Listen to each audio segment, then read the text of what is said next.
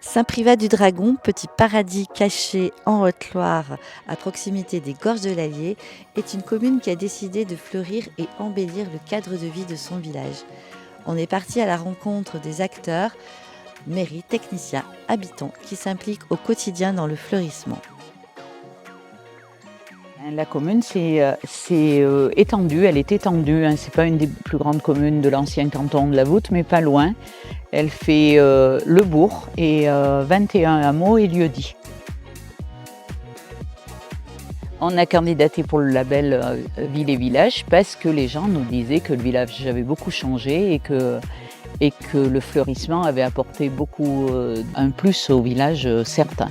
Et faire voir qu'on arrivait à faire un fleurissement d'un village, certes pas très grand comme le nôtre, mais avec très peu de moyens et avec des fleurs qui revenaient et que ça pouvait être très bien aussi. Et du coup, on s'était dit que c'était un beau label aussi pour notre population, mais aussi pour tous les commerces et surtout les commerces touristiques.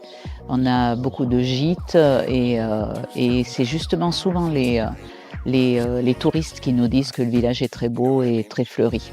Donc voilà, ça nous a donné envie de concrétiser tout ça par un label. Ça a changé beaucoup de choses, surtout sur le bourg ici. Alors on est en train d'essayer d'étendre le fleurissement aux autres villages. Au niveau de l'ordre des maisons, des cours intérieures et des fermes aussi, les gens prennent beaucoup plus en considération le rangement, les choses plastiques qui traînent partout.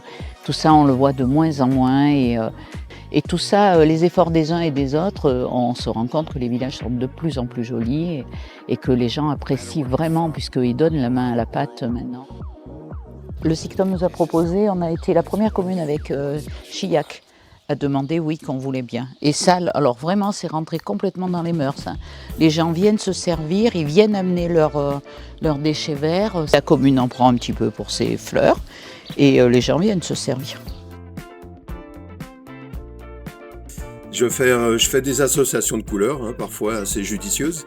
C'est très très important quand même d'éviter d'avoir des incohérences, enfin des disharmonies là, dans les coloris. J'essaie de plus en plus de favoriser des fleurs locales, quoi, qui vont être bien adaptées à la faune, la petite faune locale, qui se passer quasiment d'eau, c'est compliqué. Bon, ici par exemple, en majorité, c'est la plupart des plantes tiennent à la sécheresse, mais il y a quand même quelques limites.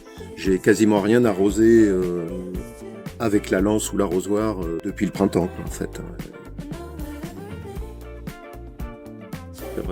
C'est gratifiant pour un jardinier, quoi.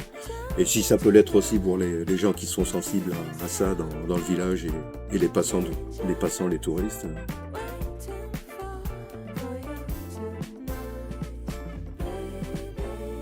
Pour le fleurissement, on avait mis en place 2 petits baquets, vous voyez, pour que les enfants puissent cultiver.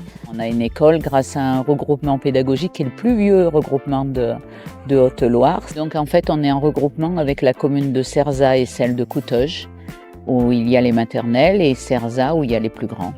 Et elles poussent, on les arrose un peu et on les a mis vers la fenêtre au soleil pour qu'elles puissent bien grandir.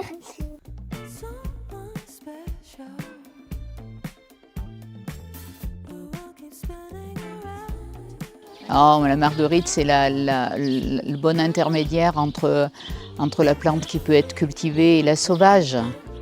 Et puis la sauvage, c'est une histoire d'amour, la marguerite. Le Forbe de Corse. Elle est un petit peu opportuniste et j'en ai installé 2. C'est celle qui s'ouvre au soleil. Il y en a la violette qui s'ouvre là et qui se ferme. Des fleurs, des sourires, du partage. Le label Ville et Village Fleuri, c'est aussi un état d'esprit.